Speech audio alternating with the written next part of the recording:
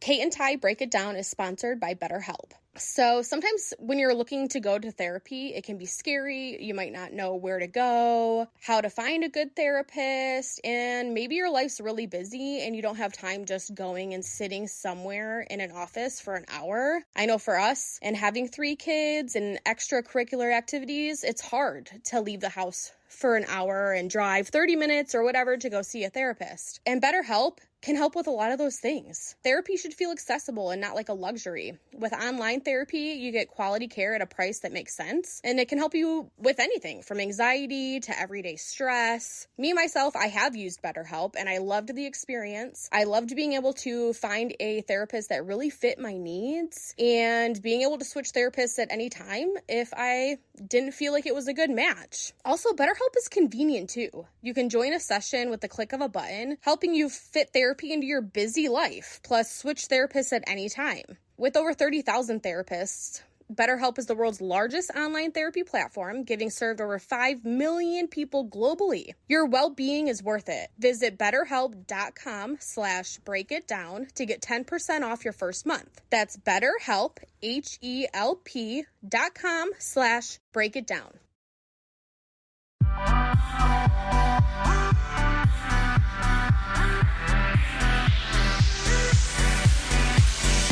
Okay, well, welcome back to Kate and Ty Break It Down. In this episode, we have... Allie Cardinalle.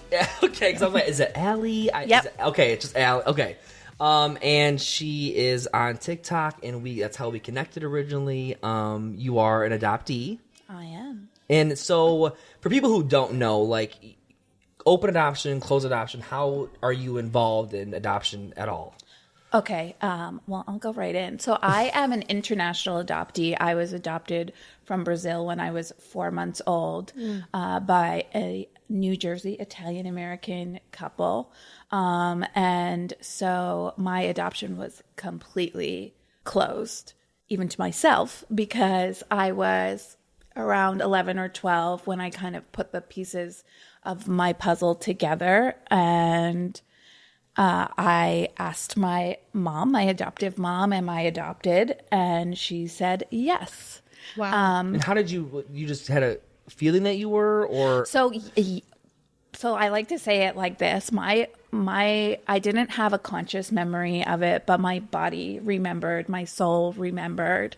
And there was a few times in my childhood, my mom talks about this story that I was like in the bathtub and I just said, I'm adopted, right? And she was just frozen. Wow. But how I ultimately put the pieces together was my parents have 3 other daughters who are their biological children. My sister, Tonielle, is 5 years older than me, and she has cerebral palsy, which was due to a complication at birth. So obviously, we heard Tonielle's birth story all of the time. Yeah. And then my younger sisters are about 2 years younger than me, and they were conceived through IVF. Okay. So we heard, and that was like 35 years ago. So it was like in the infancy of IVF. So that was a really exciting birth story. And then there was me, Allie, the cheese stands alone, and there was like nothing interesting or cool about how I was born.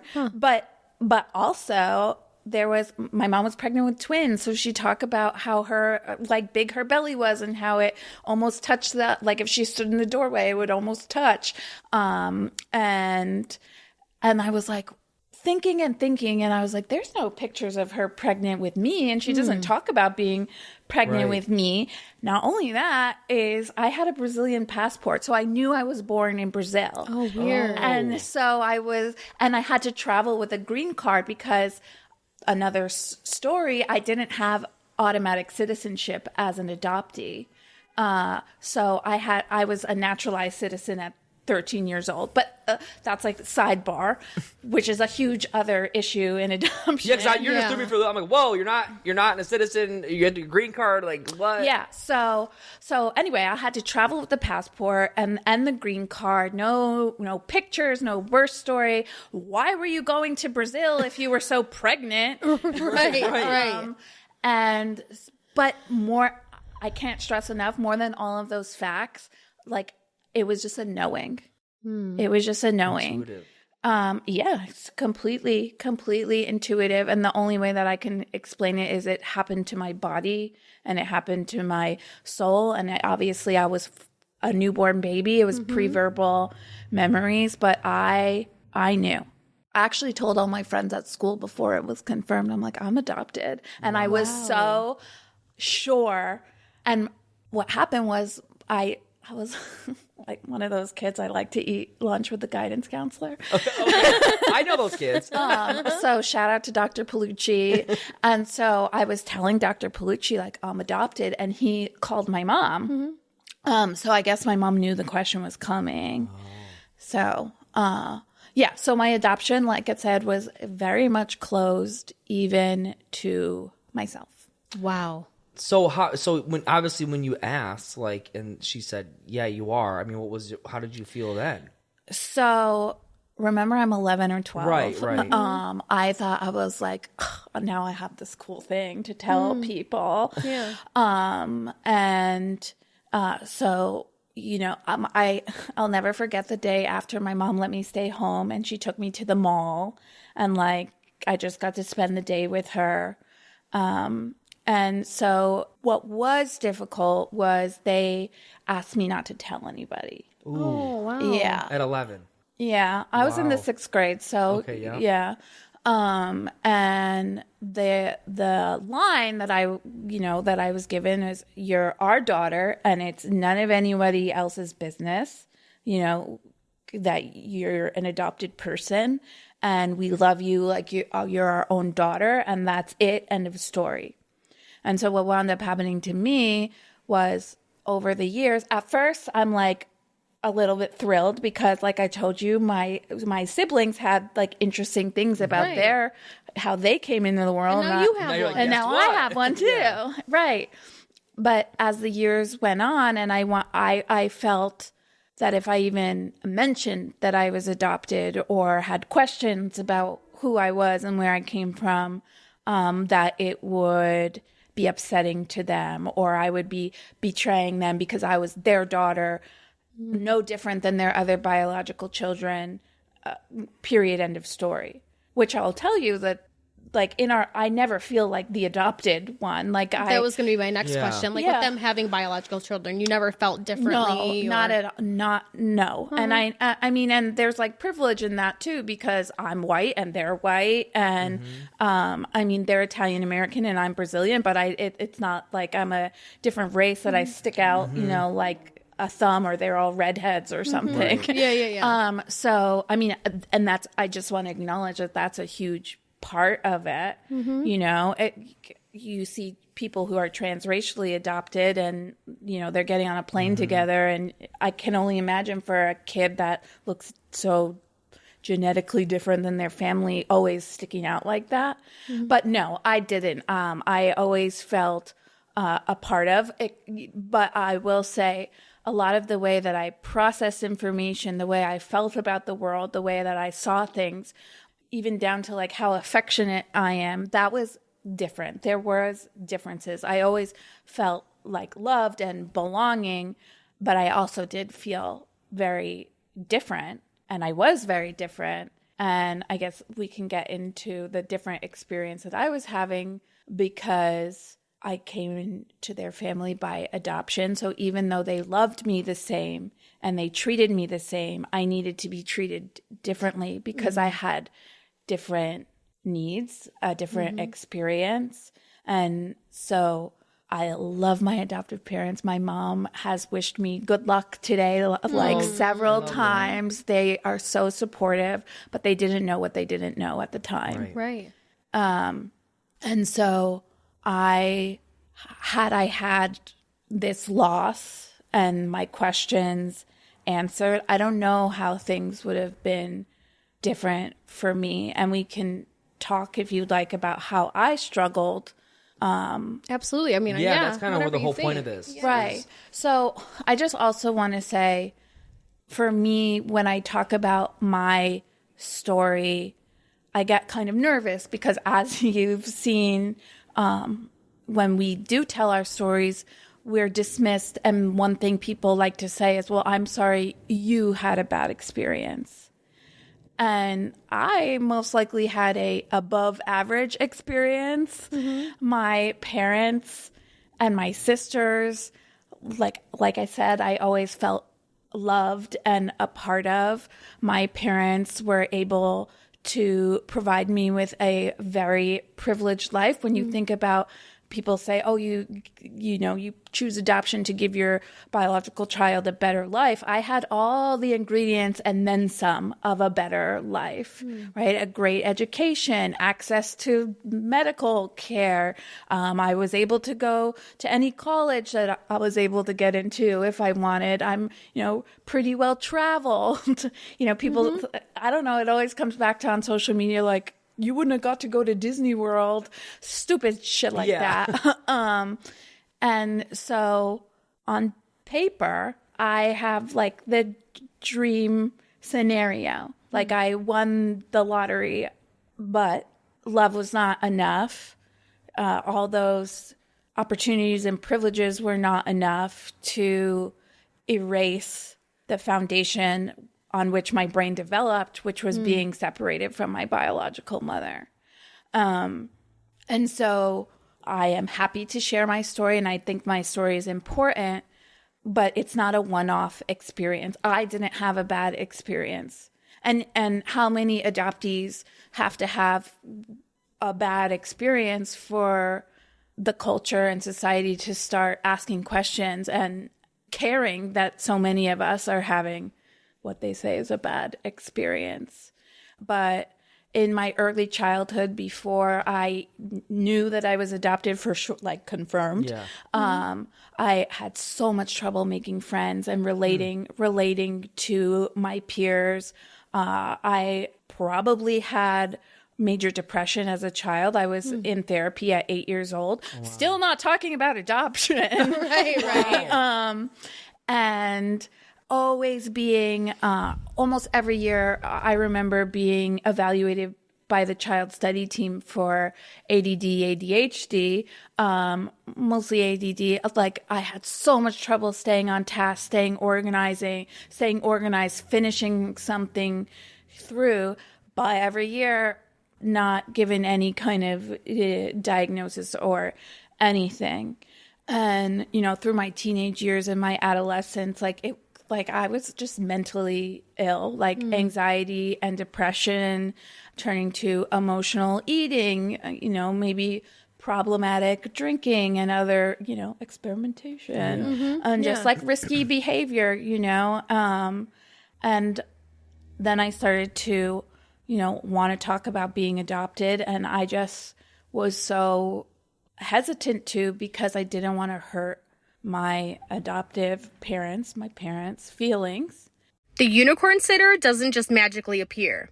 Have you ever tried to find a babysitter and end up feeling like you're casting for a reality show, like Next Top Sitter, but without a single good contestant? That was me until I found Sitter City.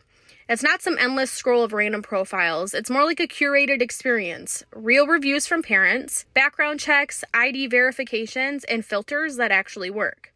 Whether you need someone for a regular after-school gig or just a night out, you can find someone you trust. I didn't just find a sitter, I found the sitter.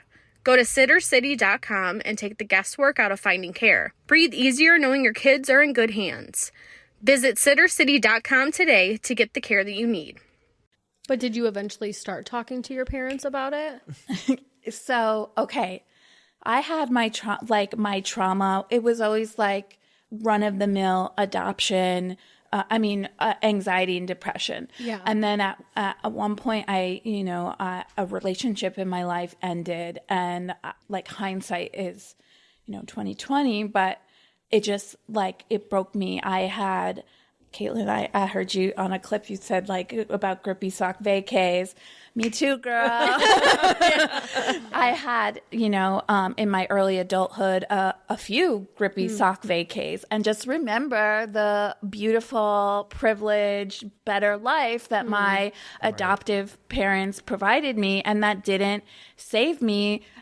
And I had therapy, right? I was in therapy, and it didn't save me. And I had a wonderful therapist. Shout out to Renee Altman, wherever you are out there, who it was in Florida, the treatment center I was in. We're from New Jersey. And she had my parents fly in, and she's like, we're going to talk about this. Good. And it was, it was the first time in my whole life that we had a conversation. My dad, and if you knew my dad, you would like my dad crying. And I guess he was holding stuff in for all of these years. And, you know, it's not like we had a couple family sessions and everything was perfect, but it was a huge difference that like I was afraid to even like mention that I was adopted. Right. So it set up like the path moving forward of being able to continue talking about it and working on it. Exactly. Yeah. And it was a very like pivotal moment in the relationship I had with my parents. And you know, I know a lot of teenage girls, not to generalize, but like what I've seen, like adolescent years with our mothers can be quite volatile. And I feel like mine was like, I was so horrible to her. And it was like just knocking heads and knocking heads and knocking heads. And this was like, it just opened a door for such a softer, more understanding relationship where I felt safe to, like I said, just even mention the fact like I wasn't, you know, I never lived in that womb. Yeah, right. And so that obviously kind of created a shift. Like you sense the shift in your relationship with dynamic with your mom. Exactly. I mean, which is Well, huge with both of them, it because- sounds like. Yeah. I mean, Yeah. Well, so let me like backtrack a little bit because a question a lot of people have is like, why the hell did they not tell you that I was adopted? Yeah. Yeah. And their reason is that they say is that, you know, because they had biological children, that they didn't want me to feel any different, and they would never treat me any different than my sisters. Do you think they regret that decision now? Like not just raising you, always knowing They that better. right? I'm like, do they? gonna Like, do they regret? You know, have they ever said that they regret not telling you sooner or raising you just knowing?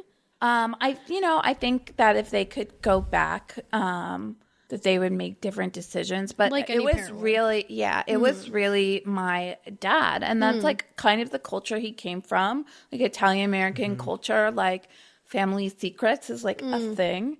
But also, I mean, who knows what insecurities like laid beneath the surface. But I do believe that it was genuine, that they never wanted me to feel any different or that I was any different. And I think that part came from a deep place of love, though a misguided decision. Right. And then I'm sure there's like other stuff too, right? This is all very nuanced. But you're saying as an adoptee, though, that might not have been the best. Like, you know, their intention was pure to, like, want you to feel like, you know, no different from your siblings. But you're saying as an adoptee that I was different. Yeah, you were different. So you're saying you actually, you know, if there's any adoptive parents listening like that, like, as an adoptee, it's like, well, that I wish you would have almost like I was different, and Right. to acknowledge it and just to have it be Right. present. How I like to say is we don't come into a family the same way that biological children do. Right.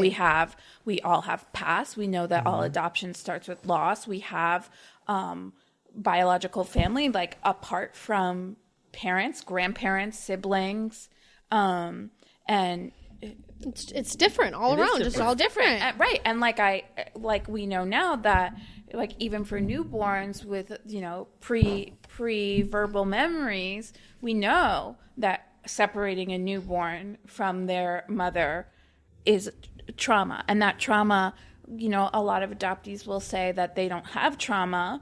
And to that, I will say, I'm never going to tell you that you do if you don't. right.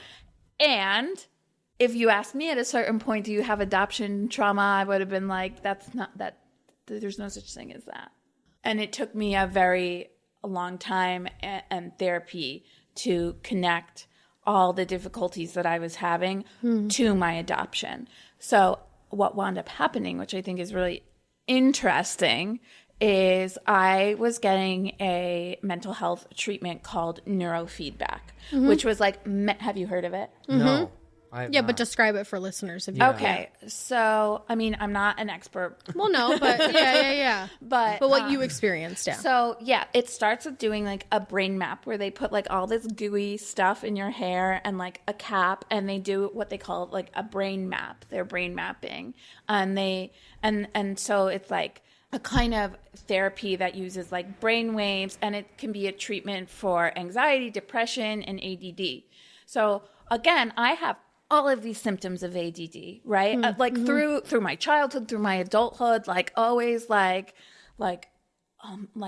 running behind. I don't know where my keys are. yeah. But also with this anxiety and depression piece. And like I mentioned before, was never definitely diagnosed with major depression and anxiety. But anyway, so I did this neurofeedback where the guy reads my brain map, and I'm there for ADD, right? This was a recommendation by my therapist, and he sits me down and he goes, "What happened to you?" Wow. And I was like, "What do you mean?" He was like, your scan came back as if you were like a Vietnam veteran. Wow. And I was like, I had a great life. But I was adopted. I was adopted. Wow. I was adopted. And that's, that was like my first step, out of the fog, and realizing, that adoption is much more complicated than we are led to understand. And how old are you when this happened? I was like in my mid-20s. Okay. And yeah, so that was another really, really big pivotal moment, but it was just like a first step to looking at things a little bit differently. So was that hard to like? I mean, I'm assuming if I'm here for ADD and all these things, and then that's intense. I mean, that's really intense for someone to say that you have like a brain that looks like somebody of a Vietnam vet. Yeah, wow. Yeah. Well, it was really hard, and it was also really validating. Yeah, because through, my childhood and my teenage years and even into my early adulthood, it's like, you have everything. What the fuck is wrong with you? Why can't you get this shit together? You need therapy, you go see a therapist. You want to get another degree, go do it. You need psychiatry, medication. And I was like, why can't you get this shit together? Why does this keep happening to you? And so it was the first time in my life where I was like, nothing is wrong with you. Something happened to you. Right. Something happened to you, and you are reacting in turn. And so, yes, it was hard. And yes, it was like a lot to digest. But it was also really, really validating. Well, it taught you not to hate so much on yourself and like, why can't I get myself out of this? But no, it's not me. It's because something happened to me. Right. Which that's the trauma part. I mean, that's what people, I think, who aren't familiar with or even want to acknowledge that adoption is trauma. That's the first. Brain mapping is. That's right. You can't get any more clear evidence than that. And I think that it's important for people to kind of like, understand that like when you're saying that was a pivotal moment for you, kind of like getting out of the fog. And when did you first like hear about the fog, or when did you like? Okay. Yeah. So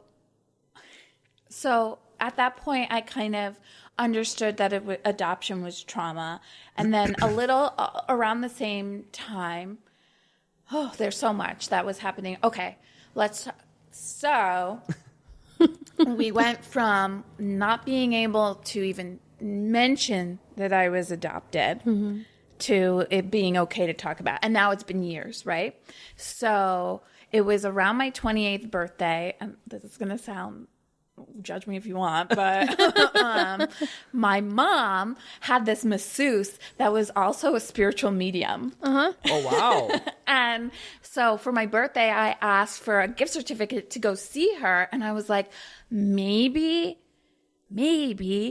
she'll connect me to somebody I am biologically related to on, this afterlife realm. Metaphysically, yeah. Hey, I love that shit. I'm not judging. Totally into it. And so my sister Choniel, my oldest sister, she doesn't communicate through speech.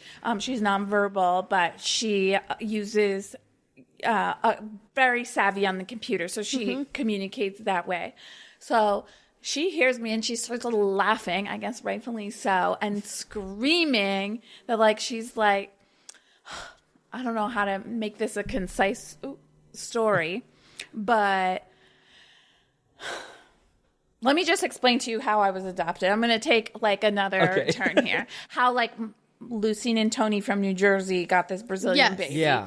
Okay. So my sister had a lot of high needs, so they hired this woman named Anna, a Brazilian woman named Anna, to help with you know, a nanny, helper, caregiver position. And my parents were having trouble conceiving, and they were, you know, poking around adoption, and nothing was like lining up. And Anna overheard, you know, some conversations, and she's like, I don't want to overstep or anything, but my brother and sister-in-law are OBGYNs in Brazil. Okay. So it's like, I'll never know the whole real story. And, you know, that's a piece that I've come with. But so from what I know and what I understand, there was a patient of Anna's sister-in-law, Gisani, who lives in Brazil, who's an OBGYN in Brazil, who has this patient that is placing their child for adoption. Now, Brazil is not a country that allows international adoption. Like, I'm another cheese stands alone here because I, very active in the community, have never met another American person.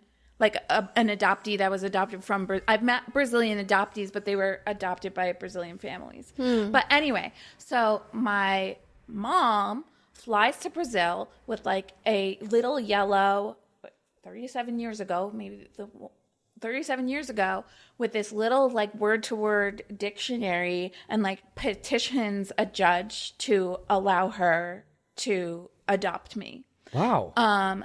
Yeah. My mom's a badass. I was going to say, she had a mission. She was there. Yeah.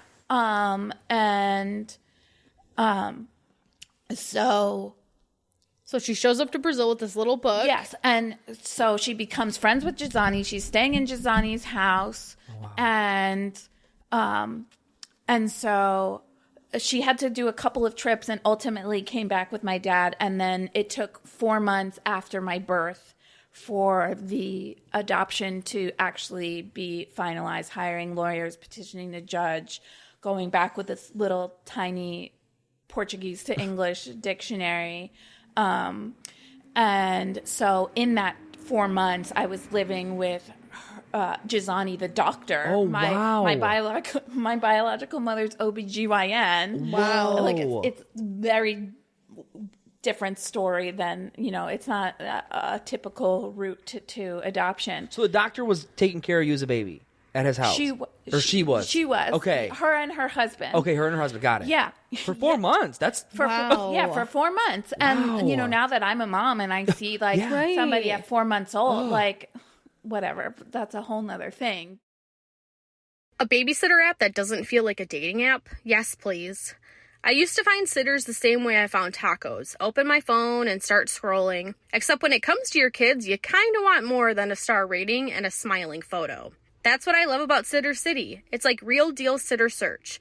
You can filter by experience, availability, training, even whether they've been background checked. I found sitters who had experience with toddlers, knew CPR, and came with glowing reviews from parents in my neighborhood. And it didn't take 40 tabs and a meltdown to get there. Go to sittercity.com to find the care your family deserves. Breathe easier knowing your kids are in good hands. Visit sittercity.com today. With new McValue at McDonald's, you get more than you expect. So after a long day, buy a double cheeseburger and add a McChicken for $1. Because saving with deals is always on the menu with new McValue. Prices and participation may vary. Valid for item of equal or lesser value. So now you have some context. So now I'm in the kitchen telling my mom, like, can you buy me this gift certificate so I can connect with my dead biological relatives? And Tonielle, my nonverbal sister, is like wailing, like screaming. And she like types out that she's friends with Anna on Facebook. Like, you don't have to find your biological family through. So she's like, let's send Anna a message and see if she can get you in touch with Gisani, the doctor, and maybe Gisani, it's a very small community, maybe she can connect you with your biological mom. So we find Anna on Facebook, we find Gisani on Facebook. None of them will answer me. Oh, wow. My mom messages them and says, it's okay. Immediately, wow, they answer me. Like, they needed her permission that me as an adult woman couldn't make this decision for myself, but that's another story. Yeah, right. Anyway, so Gisani puts it out on a local radio station that my information, and if you know, and my biological mom called the wow the radio station immediately. So Gisani, I talked with Gisani and she's like, okay, I'll find her. Before I even asked, that I was like, thank you for taking care of me and whatever. And she's like, I'll find her. Wow. And so we found her very quickly, which is another rare and I think a privilege because some adoptees don't have that story. I think it's a blessing. Yeah, I like that. Instead of a privilege, I think it's a blessing that you were able to find her. Yeah, it was a blessing. And that's a good way to put it. Because, I like to acknowledge that, first of all, sometimes in reunion it's too late and people have passed away or they've closed the door on that part of their life and they don't want to acknowledge the adoptee. And so me being welcomed with open arms was an amazing experience for me. So I am messaging with my biological mom. It's funny because I was teaching at the time, and I was teaching ESL, English as a second language, and so a lot of my in middle school, and so for whatever reasons, my students knew this was going on, and so and that it was the coolest thing ever. And so I was like, I'm not going to. So I got a message from Gisani that was like, here's a picture of her. Here's her phone number. Here's a link to her Facebook. And here's her home address and her phone number. Holy crap. And she's like, she's waiting to hear from you. But it was the middle of the school day when I got this message. And so I was like, I'm going to wait till after school. So there's a little window in my classroom. And there was all these little faces in the window, waiting for this to happen. And so I messaged her that night, and it was using Google Translate, one-to-one, messages. And it was, and the same night it was this is, I want to say this, is that I have 3 siblings in Brazil that always knew about me. Wow. They always knew. They didn't know I was American. They didn't know, but I just think that's really important and something that felt really good, because as an adoptee, when you think about reunion, there is possible rejection, or that people kept the adoptee a secret, and so I that felt so good that they knew about me. So that same night, I not only met my biological mother, but also my brother and my sister and my aunts and my cousins, and everyone's messaging me in Portuguese. Was that overwhelming? It was. Okay, yeah. It really was. But it was also just it's amazing. Yeah, it's amazing, but overwhelming at the same time. So we were, we didn't get to the meat and the heart of it right away. Yeah, of course. But eventually, we did. And I heard my biological mother's side of the story, and she was asking me for forgiveness. And it me needing to forgive her never Like, it wasn't even in my consciousness. I had nothing to forgive her for. But she explained, her circumstances. And so long story short, she was a live-in nanny at the time, or like a live-in housekeeper. And she had lost her parents at a young age. And so this was a way for her to shelter herself, feed herself. And so she had actually another child with a man, and that child was living with her paternal grandparents. So the kid's my sister was living with paternal grandparents. And I guess this was like an on and off relationship. And on, I guess, an off time, I was conceived, and she was living with this family as like a live-in housekeeper. And so her boss facilitated the whole adoption. Oh, wow. It was like, you can't stay here with a baby and you need to stay somewhere. So, yeah. And that makes me sad for her. It's devastating. Yeah. It's devastating. And so after, I was relinquished, she signed over her rights.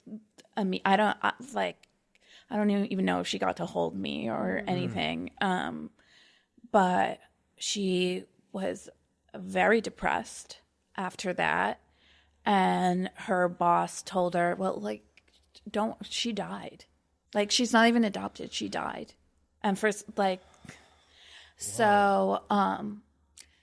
for 28 years, she's like, I knew in my heart that you were alive, but she's like, I didn't know for 100% sure. And I don't know why this stupid lady thought that would make things better. Yeah. But and it sounds like your mom, your birth mom, it was literally out of desperation. They were basically like, you can't have this baby here. Yeah. And you have nowhere to live. And if you're going to live here, right, exactly, then you have to And place this baby. She didn't have any contact with the doctor when the 4 months they had you. Like, she didn't come and like that. Wow. Okay. No.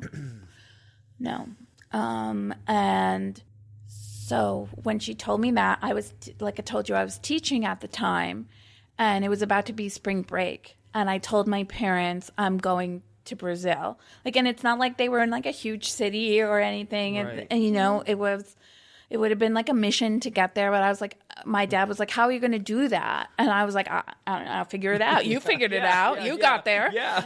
You just jogged with a little dictionary book. I'll get there. Yeah. And he was like, I want your mom to go with you. I don't want you to go by yourself. But like, completely support it. Like, to a man that could not even hear that I was adopted, to sending my mom. He paid for it. Like, wow.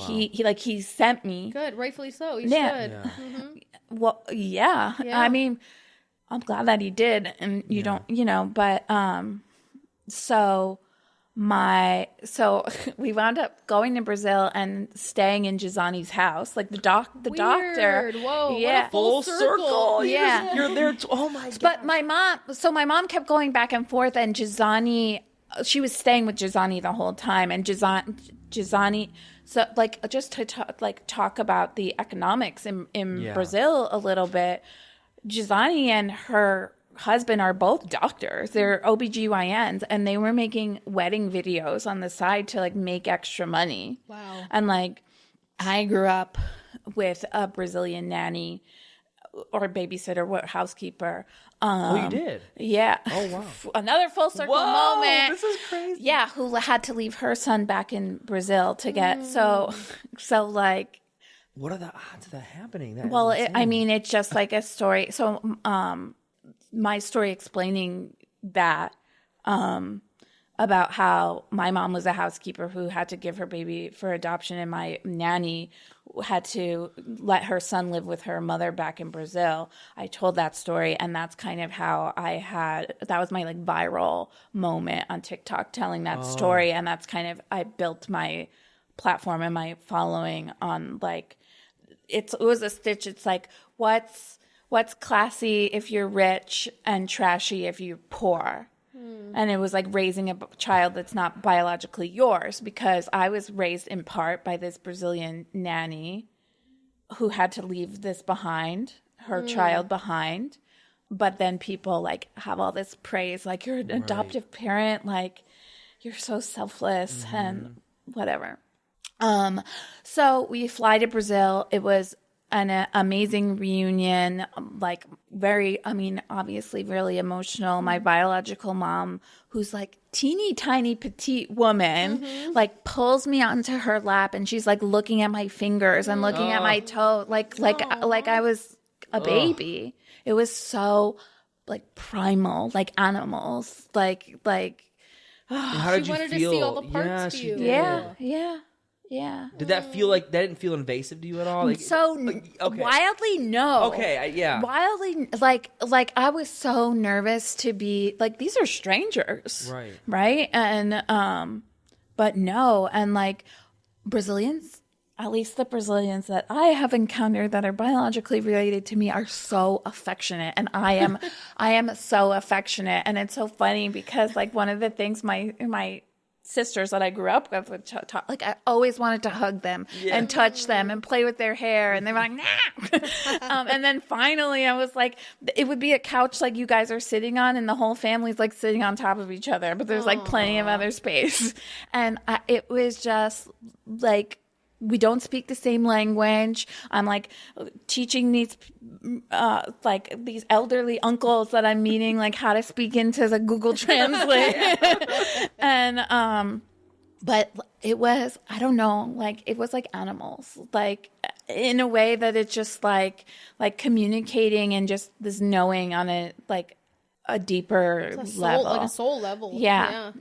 And I mean, reunion, it was all like very much like hot and heavy in the beginning, like a lot of relationships are, but you get the excitement wears down, the newness wears, and also like life goes on. We live in different countries, we have different cultures, and I love my biological family very, very much.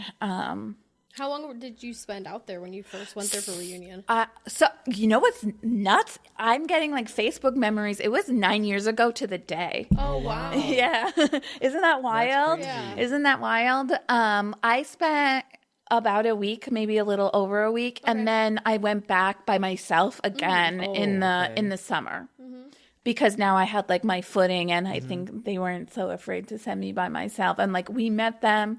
And they were good people and everyone, it was just very like harmonious. How did your biological mom and your adoptive mom kind of... Mochi Health is here to help you start your weight loss journey with caring, personalized support. Meet one-on-one with board-certified obesity doctors and registered dietitians who truly listen and understand your unique needs. Eligible patients can access affordable GLP-1 medications delivered right to their door each month. No insurance? No problem. Mochi Health accepts FSA and HSA, making care accessible and affordable. And with 24/7 customer service, you'll never feel alone on your path to better health. Get started with Mochi Health today. Take the free quiz at joinmochi.com and use code AUDIO40 at checkout for $40 off your first month of membership. That's joinmochi.com with promo code AUDIO40. How did that... So they didn't actually spend too much time together, but they were, because my mom was like kikiing with Gisani. Okay, yeah. Because like I said, they were friends, and Gisani was the only person that spoke English too. Okay. But the first night, the initial meeting, they were just like crying into each other's arms, and they were both like thanking each other, and That's beautiful, though. yeah, it was like a really another pivotal moment and a really like tender moment, and I think healing for all of us. So have you been back to Brazil ever since? No? Do you plan on going back ever? I really want my biological mom to meet her grandsons. Yeah, okay, so that's a whole different... adoptees, they get older and they have their own children. Yeah, so those are called second-generation adoptees. Oh, interesting. Never heard that term before. Yeah, so my Okay. children will be second-generation adoptees, and adoption, affects them too. Right, Or absolutely. just like It children. affects my kids. Yeah. Yeah, but children of adoptees in general, because especially like without reunion, like they have all these questions about where they came from. Like it's just a domino effect. So my kids are really little, so I have a 1-year-old and an almost 3-year-old. So, I mean, we haven't discussed any of this, but my biological mom didn't get to know me as a baby. And she missed that out, and I would really like it if she got the opportunity to be part of her grandson's life. So like I send her pictures and stuff, but you know, it's a superficial kind of level. Different. Yeah. But I would like to go back because I want to bring my sons. Would she ever be able to come to the United States and visit, you think? So that was always something that we really wanted. It's just been a lot of red tape with visas and presidencies, and it's just not. So I have dual citizenship because I was born there, so it's much easier for an American to go to Brazil than a Brazilian to come to America. But so we would like that to happen one day. It just hasn't. Wow. That is a crazy story. Yeah, it's nuts. Like it's nuts. I've heard of like thousands of adoptee stories, but that's just crazy. I can't believe that you literally walked in. You were in the same house that you were at 4 months old, and then you end up going back there. That like what? It's just and then your nanny being Brazil. It's just so. Yeah. When you talk about kind of like a pivotal moments of coming out of the fog, did you ever like? Did anyone ever give you like pushback on searching, or did anyone like say that you were disapproving your parent? Like it's so funny because so many people were like, "Is your mom going to be upset?" Like Lucine, my mom, New Jersey mom, was like, "Is she going to be upset?" And my mom, she's from Brooklyn. She's like, "Why would I be upset, Alexandra?" She, her whole thing was. You don't run out of love, right? Right. It's not a finite resource. Right. And there's, she was very confident. Like you can't take away her relationship with me as as my mother. Like, no. But I think it's interesting that society automatically goes to like, oh my God, what about your mom? Yes, and it's like, wait. I think it's really interesting too. And when I went viral, I got like, I didn't mention my adoptive family at all in the video. It was really just explaining like the irony of like leaving a person who was a live-in housekeeper to being raised by a Brazilian live-in housekeeper. There was a lot of, it's still like, this was years ago and it still like goes up on the For You page. Unfortunately, it's not monetized, but but I'm just kidding. A little bit. They're not. People continuously are like, "This is so rude to your adoptive parents. How do you spit in their face like this?" And they supported you. They said, absolutely, let's go for it. Just make sure that you're doing it safely. Know. So I made a TikTok with my mom, and she was like, "Oh, that's smart." Like, she's like, "I understand. You have trauma on the cellular level." That was a horrible impression. I'm sorry. She's like, "What? Upset? Why would I be upset?" And I think my dad was always the more like insecure one about adoption in general, and she always said like he was the one that wouldn't let me tell you, and like it's all good now. But I hope it's okay that I share this. But since I started to communicate with you guys, and a lot of your clips have been coming up, older clips, which some of them are just like really emotional, like your 16 and pregnant episode. But there was an interview you had with your biological daughter's adoptive parents, and the adoptive father says the quiet part out loud. So like I even recorded it on my phone because I'm like, I can't believe he said that. And he was like, we worry that, our daughter will grow up and want a relationship with you. Yeah. And at first I was like, what a dweeb, I hate you. But then I was like, that's just honest. And I can understand and he was that. being so vulnerable in that Yeah. moment. And I actually, looking back as an adult, I appreciate him being, because I think the more even adoptive parents talk about that honesty, like that's important. Like we need to, like that's the reality of it. And what we would like to see going forward is, like, if you're going to raise a child that's not biologically related to you, whether that's through, adoption, just step-parent adoption, legal guardianship, whatever it is, to address these insecurities beforehand. Yes. Right. And I mean, we're all learning, but hopefully, that's why we use our voices, right, to make it better for, the people that are coming after us. So, we get mad that, like, what do you mean that you're insecure? Of course, like, we have birth parents, but it's just real. Yeah. And that doesn't make it right. It's not right. You got to work through that shit. Right. But to acknowledge it, but they're real fears and feelings and emotions, and those are valid. But like you said, but work through the shit. Right. And like Lucine says, my mom, love doesn't run out. I love that because it's so true. Yeah. And I think it's interesting because a lot of people will kind of throw that clip back in my face by saying, that, well, you were just being really stubborn and you were being, defensive and you were a little, and I was, and I because there was a lot of stuff building up to that moment that we were talking there about. There wasn't a lot of open, honest communication happening for years. Years, it was our first, let's get everything out on the table. And I actually I said, I want to sit down with them. I'm done with the communicating through our adoption counselor, Dawn. I'm done. I wanted just to have I wanted to sit across and just explain and talk.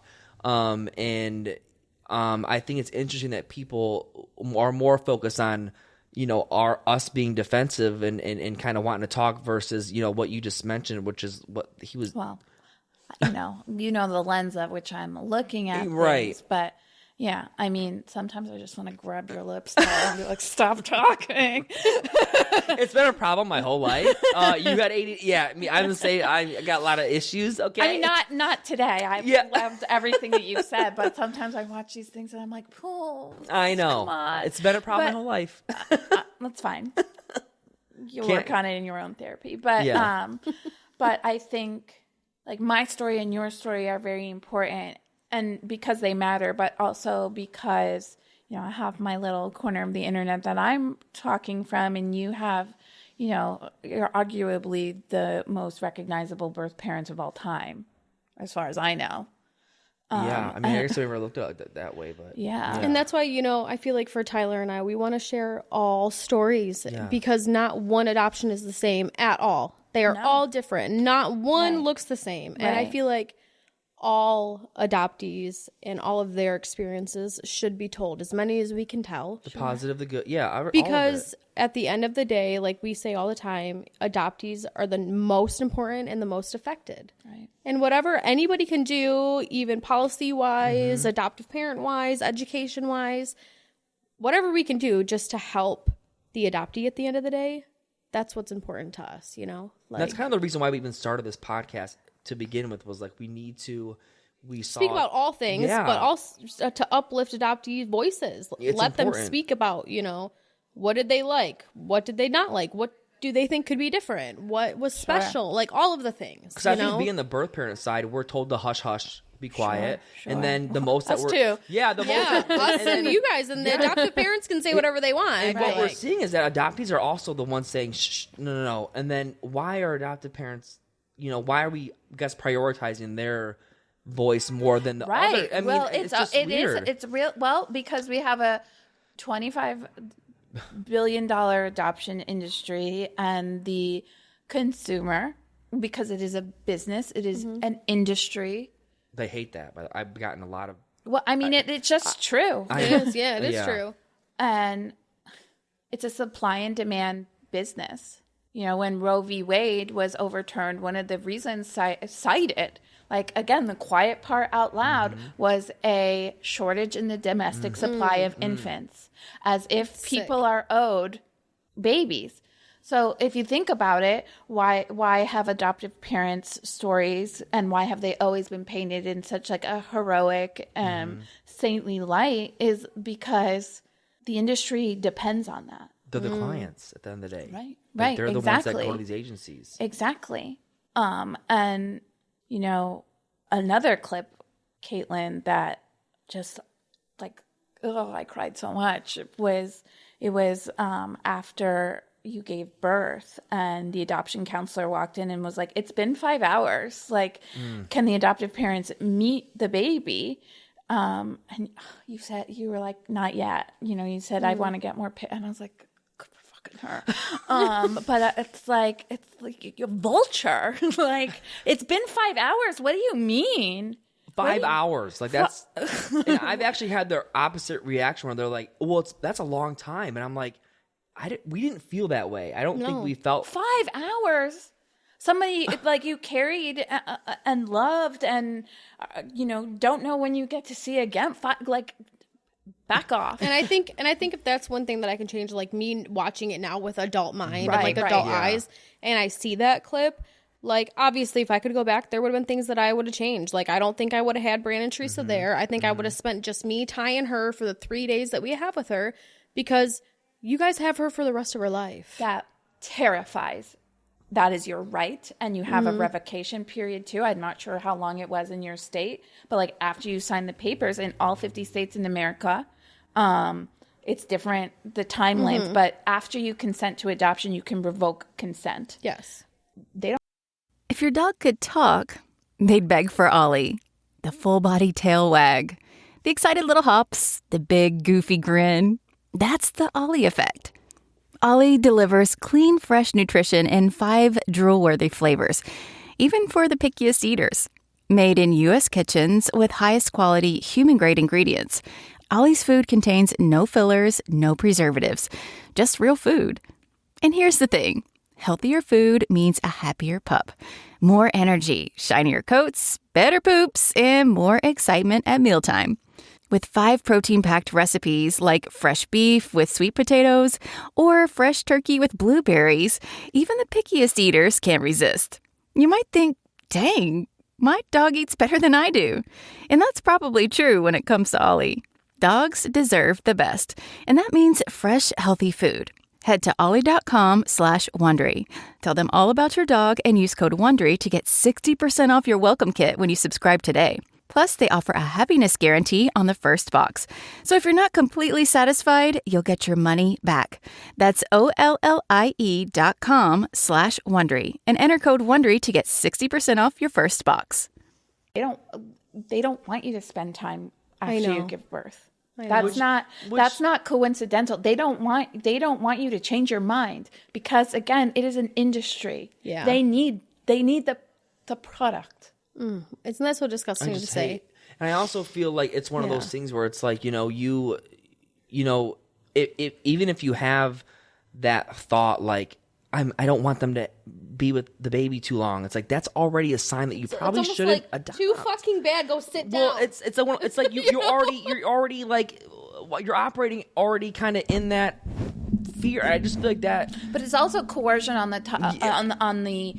So anyway, what I wanted to say is our stories matter, and they matter because they shine a light on these systemic issues. It's not Kate and Tyler's story. It's not Allie's story. It is, and it's also like, because this is happening. Yeah. Right. It is happening today, right now. Right. And we need to talk about it. Yeah. So it's not my bad experience, your bad experience, or whatever the fuck. It was like even good experiences. It's just it's happening and things need to change. Right. Well, even in like successful adoptions like my own, where I feel like I am like I told you on the way here last night, my mom's like, good luck. Right. And where I'm loved and supported, like I've shared with you, that doesn't that didn't erase everything that I went through. Right.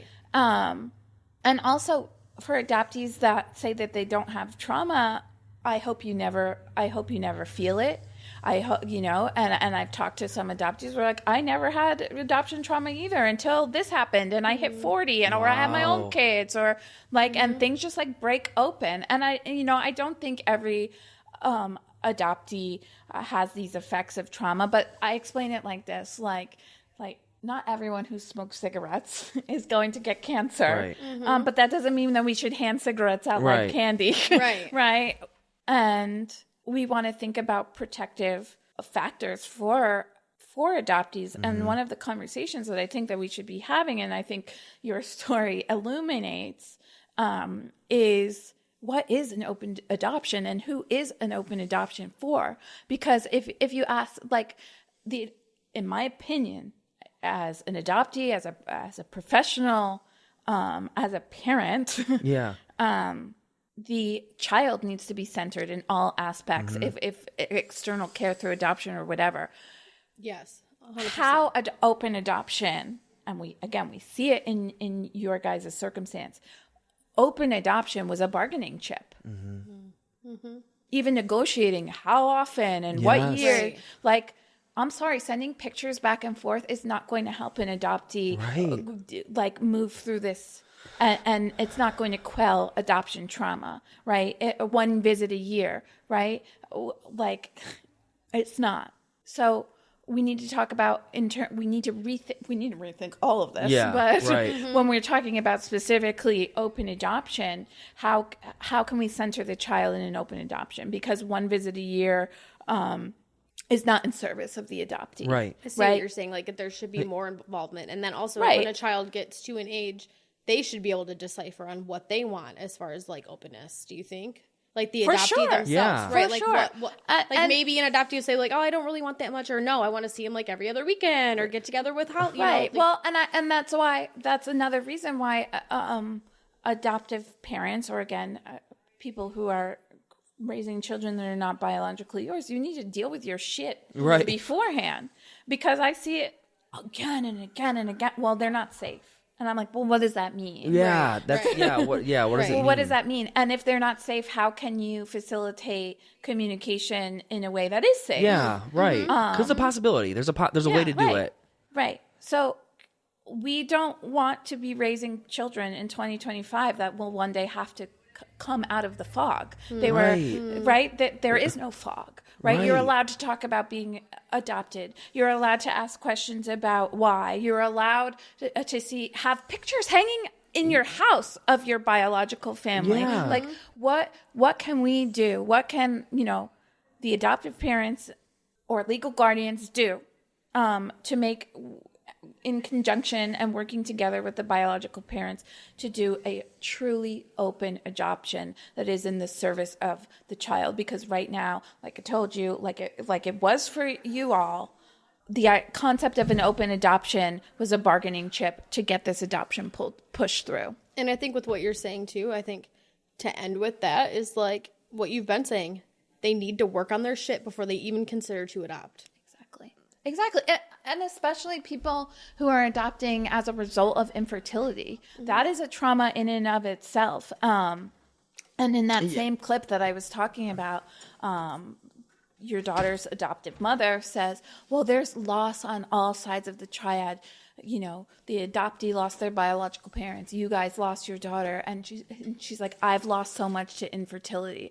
And I think that is so inappropriate in this conversation. I'm really glad you say that, because I know that I have a hard time shutting my mouth, but like in that moment when she said that, I felt really like guilty for even like mentioning, like, oh my God, I'm so sorry how that. hard it is. And I almost felt like we did when we were 16, where I better make sure that, that we always felt like we had to, like, we're last, like how we feel. It's about them and making sure that they're comfortable and safe and all that stuff. And when she said that, I felt very just inferior, Or very like guilty for feeling that I have pain or sadness, right? I wasn't allowed or to. that it's hard for me. And then I've heard other people say that that wasn't really a time and place for her to bring up her loss in the triad has nothing to do. Not that that's not valid, right?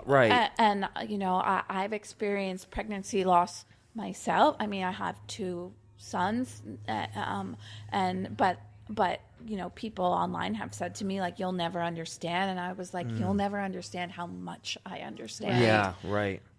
And I mean, adoptees aren't plan B, C, Right. D, E, F, G, H, I, J, K, L, M, N, O, P, because we hear, we tried to conceive for 5 years, and then we did IUI, and that didn't work, and then we tried IVF, and then finally God put adoption on our hearts. Right. Which I think as an adoptee, that kind of has to feel like, oh, I was plan Z. Like, that's Exactly. great. No, like, I mean, yeah.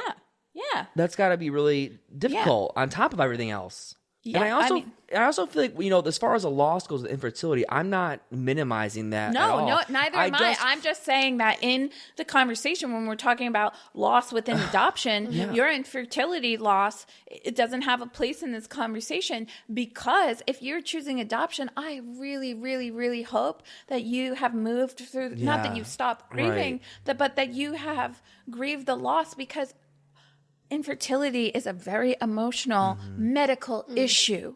Adoption cannot heal that. Right. I get what you're saying. And so that's why I felt that was inappropriate in that conversation. And we need to denormalize adoption as a plan B or a family planning, because adoption is not, but should only be, a last resort for a child in crisis when it is impossible for them to remain in a safe and available biological family. It should not be a service for whether you're infertile or you're in a same-sex couple or you're single, whatever the case may be. Adoption should not exist as a service for an adult. Right.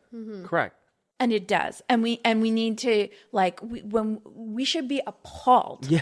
We should be, that America, the United States of America, is the only country on planet Earth with a private adoption industry. I just learned this, that private adoption is illegal. And I was like I had no idea that Bethany Christian Services, the agency we use, it's illegal. They wouldn't be able, it's not operable there. And so with international adoption, which they're look up the Hague Convention and Hague laws, because a lot of countries have closed their doors to American adoption agencies. But that it's all, you can adopt internationally in some cases, but that's an American company. Yeah, Right. Listen to the industry. I know. Company. Commodify. It's just all of it's just really it's kind of they're disturbing. literally buying and selling infants. And so we're having this conversation, and what I get on my platform is, well, then what do you want? Do you want babies to live on the street? Why does everybody say stuff that? Or leave them in an orphanage, which first of all, we don't have orphanages, and they, we have group homes and stuff like that, but there's no you can't leave the baby on the doorstep of the orphanage. Right. Well, there's safe haven laws, but that's right. a different thing. Yeah. But no, we want, when external care, when it's not safe or possible to remain with biological families, we want the child's needs centered, right? And that means, we keep saying, adoptive and legal guardian, dealing with their shit beforehand and their fragility and insecurity and expectations that they're putting on this child. Because, like I said in the beginning, raising a adoptee or a child that is not biologically related to you is not the same as raising a biological child. You can't switch us out. Right. No, it's not the same at all. It's not the same. And an adoptee comes with exactly, trauma that they can't even verbalize, emotions that they aren't understanding, and they need extra help to understand those things, and safe place to talk about it, and safe people to talk about it with them. Exactly. Without getting yelled at, because I noticed that if you get we just get totally we get ripped apart for even having an opinion. I feel Tyler, you and I have talked about this, that a belief system is the hardest thing to change, and that's not my opinion. There's been research, even in the face of facts, if you are indoctrinated into a belief system, even in the face of information, facts, research, people will dig their heels in. They do, yeah. They do. And so I have my platform, and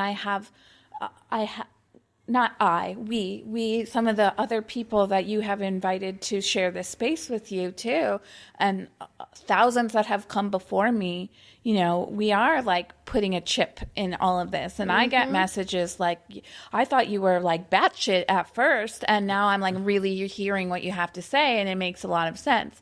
And so I think the only way to really, like, I have a big goal and my community has a big goal, and that is to reframe the way that we as a society, as a nation, think about adoption. And I don't think we do that from yelling at each other. Absolutely I think not. that we do it like this, that we're sitting down and we're having a conversation. And saying like, oh, yours might be different because mine's different and yours isn't the same and mine isn't, and sometimes agreeing to disagree, but just helping each other. Right. And also I like to, like, even adoptees who have nothing to say, like everything is great and I'm so happy for you. That doesn't change the systemic issues in adoption, that it's an industry. Right? That we don't have access to our medical information, that international adoptees don't have automatic citizenship. So even if these things don't affect you as an adoptee or just as a human being, like, we should care about that. Right. Like, be a decent human being. Right. You know? We should care about. We should care. I mean, you're right. We should totally care. Just because you had a good experience doesn't mean you can't acknowledge the fact. Or no experience. Yeah. Or like like your neighbor's friend is adopted and they love it. Yeah.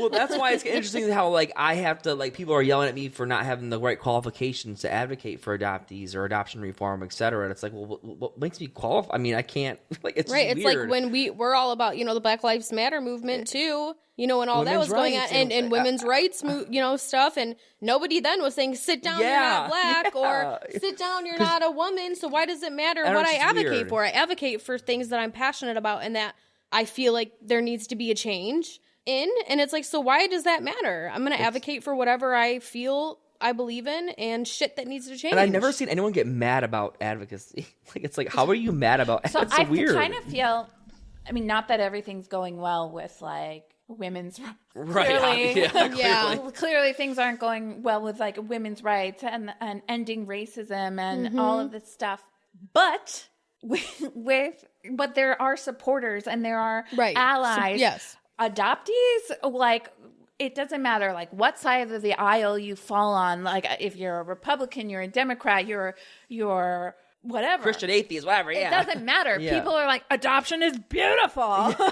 And how dare you? And I think it's becoming more. I'm seeing more, a little bit more though, of people, like you said, when people message you and be like, I thought you were batshit crazy, but now I'm starting to learn. I think it takes people hearing things after so much to be like, and doing their own little bit of research and being like, wait a minute, these people are onto something. Absolutely. And I'm starting to see a little bit of that. Shift, Absolutely. And like I said, I actually think TikTok has made a huge cultural impact. I really, really do. So I take a lot of pride in being a part of that community. I mean, I have a 1-year-old and a 3-year-old, so it's not that easy to me. Well, yeah, because you were off TikTok for a while, and I remember, I think I messaged you, I was like, you're not, and then I saw, I was like, oh, when are you coming back? Like, oh no. Well, that meant a lot. So you had messaged me in September, and I didn't come back until the ban to like say goodbye to everybody.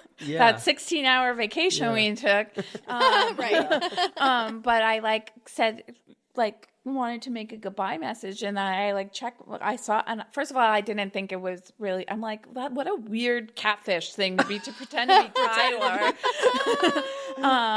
But that, and because you're not verified, or you weren't at the time. We're still not. Crazy. But then I saw you, and you don't have much content on there. But then you had tagged him, so I was like, oh wow. But then I'm texting my friends. I'm like, Tyler from Team Mom is messaging me, and I was like, but he's not going to get back to me because it's been like almost 6 months or something. But you did. Oh, right away. And I'm I'm really glad that you did. And I'm really honored to be part of these conversations because they're not happening as often as they should be. And this has been a bottom up grassroots effort, and people are like you said, they are starting to notice, and we're planting seeds. And, you know, one time I was out to dinner with my husband and another adoptee, and he's like, one day people are going to be like, you did what? When you talk about private adoption, that it's really, you know, and I hope it to be true that this is going to be a stain on our history, that we can't believe it operated this way. This long. Yeah, for this long too. Like, Yeah. crazy. I mean, this will be another 3-hour podcast, but I really, really encourage people to look into the history, learn about Georgia Tan. Learn about Georgia Tan. I really recommend the episode of Criminal with Phoebe Judge. Has a great episode on Georgia Tan. Yeah, there's also a book like Baby Thief. Yeah, I read a part of the book. And I was like, but if you want to get a more concise version, that really is. I did a series. If you look up hashtag Georgia Tan on TikTok, I did a series on her. But I really recommend the episode of Criminal with Phoebe Judge. Also, how international adoption started in the United States through the Korean War and the saviorism there. That, you know, our troops were conceiving children with these women, and then we tore their country apart, and then brought these kids home. Like, look how good we are, and that was Holt International. The Holt family was like the first, pioneers in adopting these Korean children, and to this day, in 2025, they're still the largest operating international adoption agency in the U.S. Wow! So I didn't know they were even still operating. Yes. Oh, wow. That's crazy. Yeah. Yeah, one of my cousins is an international adoptee, and she is Korean, either Korean, I think it is Korean. Yeah.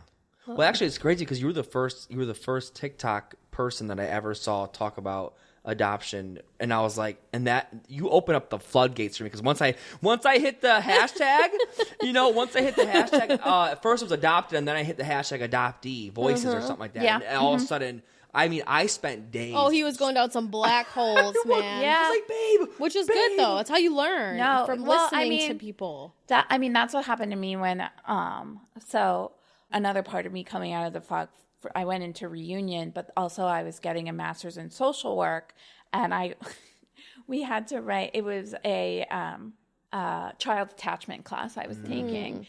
And you could write a paper about whatever. And my thesis for my paper was attachment parenting will cure adoption trauma. Ooh. Whoa, wait. You're right. Whoa, wait. But I was because I understood adoption was trauma, but it's still beautiful, right? And so like I said, it was baby steps. And my professor happened to be an adoptive parent, and she that's crazy. So she heard me say all of this, and she gave me a stack of books. I've never had a professor give me a book. That was free. Right. Right, exactly. No, these were from her personal library. Wow. And on the top of the stack was the primal wound, and she's like, these are all great, and she was like, but go easy with this one. Oh, wow. And I mean, my black hole, I read that, I was so angry. And how I was a bitch to my mom when I was a teenager, I went nuts on her. I was so angry and cruel, and I took it out all on her. How could you not understand this? You didn't question anything. I was so this misplaced anger, because I really think in a lot of ways adoptive parents are victims of the fog too. I know. I think that they are 100%. And they're not. They also why aren't they given that book when they're coming into the doors? Why are they? You know what I mean? Exactly. Give them education. A trauma informed. I mean, but the thing about my mom, who is a badass, it was like a toddler having a tantrum, because I mean, I'm an adult woman, but I'm having this this heartbreaking thing happening to me, and I'm kicking and screaming and thrashing at her, and instead of being you ungrateful thing, she held me. And she was like, there's nothing that you could say that is going to make me stop loving you, and you're safe. And maybe she didn't say these things verbatim, but that I felt really safe to feel your feelings and your anger. And it was not neat. I'm not particularly proud of it, but it was real. So yeah, talk about. And she honored you in that moment. She absolutely did. And my other family was offended at my behavior, which I understand. But that's a mom. That's a mother. Yeah, you're right. So I hear a lot of people, in my story and your story, like people trying to define things like you're not this and she's not this and they're not sisters and you're not the mom and whatever. And only an adoptee gets to decide that. Yeah, I have two moms and then my relationship with them is very different. But adoptees get to define what things are for themselves. So much is decided for us. Yeah. And it should not be that way. And as an adopted person, like one different decision, I could have had a completely different reality. Right. Like, what if these other people came and adopted me first, or I was raised with my biological family, or whatever it is. And our names are changed, and our birth certificates are changed, and so one thing that I deeply believe is our stories are our own to tell. Mm-hmm. And what else do I believe? I think that was great. I think that was great because Ty and I always say that too. Like, yeah, the adoptees, it's always your right as an adoptee to tell your story, and nobody should speak about it for you or tell it for you because they won't say it right. Yeah, we've honestly struggled with that because we're on reality TV. So, we had a hard time. How do we balance? We try to go into it of just versus speaking of like on our feelings, things like that. How we feel. It is like a really, I'll tell you, I'll be really honest with you when, like I said, all the clips are coming back and to see your daughter's relinquishment was filmed. And I think, were you even giving birth? Mm-hmm. Were they were in the room when you were giving birth? Yeah. Like, whew, like, I don't know. As an adoptee, I'm like, wow, like what? Like, these are the moments that shaped your biological's daughter's entire life. And, and I think also we have different sensibilities now in 2025 about children and privacy and whatever. But within adoption, people have to stop saying, even people in my community, as an adoptee, I would feel this way about, like... The speculation is... Right. Like you said, who are you to speak on this one story? You can't. Or how they would feel. Don't speak on their feelings. No, nobody knows anyone's experience until they share it. Mm-hmm. Mm-hmm. I love that. Yeah. Yeah. And so, like... And my community is no different. I see it like, I would feel, if this happened, I would feel this way and that way, and I bet this person feels that way, and I want to be like, shh. The speculation is really not helpful, and it also could be potentially damaging because someone could be reading this, and so it's like, why are you? Well, I just think about like how weird it must be for your daughter to have all these people talking about her. Right. I know. Like they know her. Right, which makes it difficult, like I said, as birth parents who are being documented. It's just... Yes, I don't mean to cut you off. I'm so sorry. No, you're fine. But I also think you guys have to. You have to. Like I said, not that I can think of or know of, I don't know any birth parents that are in your position. And the way that you have us adoptees on here, you're using your platform in such an important way, and like I said, your story deserves to be told, and I think your daughter's story also deserves to be protected. So it's a very it's tricky. Yeah, it is very tricky. It is very tricky, and that's why, for moving forward, me and Kate decided we're not talking about negatively about or anything about our personal adoption story. We're going to focus on just advocacy, adoptee voices, and just kind of that's because honestly, our whole story's out there. Watch it. I mean, it's all been out there. Our feelings are out there. And we can't control what was aired or what we filmed, but we can control moving forward. So this is what we're going to do, and so that's the reason why we're even choosing to Allie, do this. so I want thank you so much for coming on here and being vulnerable and sharing the ins and outs of your story and your journey. And where can people find you, your username, all of that? Okay, so you can find me on TikTok at wildheartcollective_. And I do have a whole, in addition to being an adoptee and living in adoptee spaces for almost a decade in community with other adoptees, and having a background in education. I also, like I mentioned, have a master's in social work. And so with all that experience mixed together, I do offer services for adoptive parents, whether your adoptee is still a child or an adult, but I help adoptive parents better support the needs of their adoptee, and also, like we've mentioned a few times, like deal with the shit. I'm here. Give me your shit. I want to hold it. So what's the name of it? Where is it located? And then also I also have a group coaching and support group that I do with adoptees. And I am happy if anyone is doing a project that has an adoption storyline, to do some consulting there to make sure that we handle that with a knowing and respect and the care that adoptees deserve. And you can find all of that on my very new and improved website, wildheartcollective.care. Oh, that's awesome. Thank you so much. I can't wait to see that. I can't wait to see it. And thank you so much for joining us on today's episode, Allie. Thank you so much for inviting me. This was so fun. We will we'll talk to you guys next week. Bye. Pluto TV has all the shows and movies you love streaming for free. That means laughter is free with gut-busting comedies like The Neighborhood, Boomerang, and Ferris Bueller's Day Off. Bueller. Mystery is free with countless cases to crack from Criminal Minds, Tracker, and Matlock. I'm a lawyer, like the old TV show. And thrills are free with heart-pumping hits like The Walking Dead and Pulp Fiction. Correctamundo. Feel the free Pluto TV. Stream now, pay never.